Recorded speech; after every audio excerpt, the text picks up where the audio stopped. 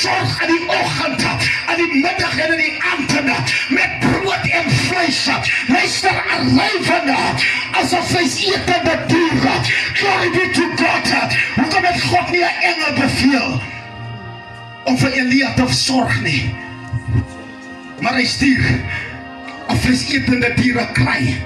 Prys die Here, oral waar die dooie voëls lê of die dooie diere lê, dan gaan jy die asvoëls en die kraaie kry, nee. Prys die naam van die Here.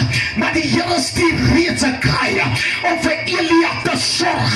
Glory be to God. En iemand sê, moet nie vanmôre neersien op jou rywe nie.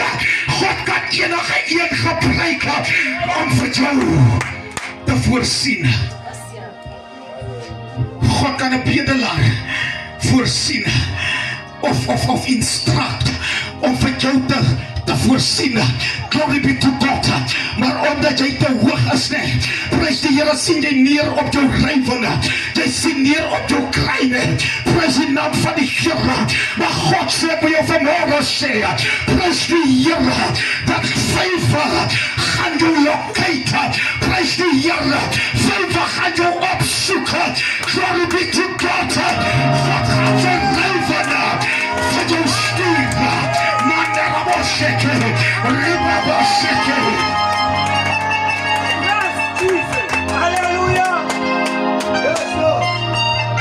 Jy sit vanmôre hier, maar jou naam word geroep in 'n potroom.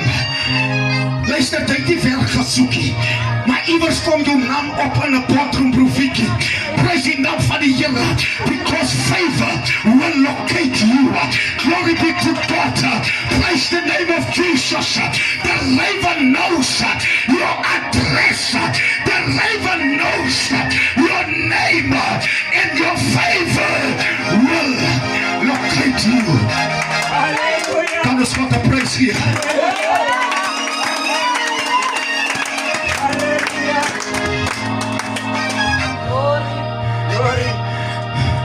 Luister hier.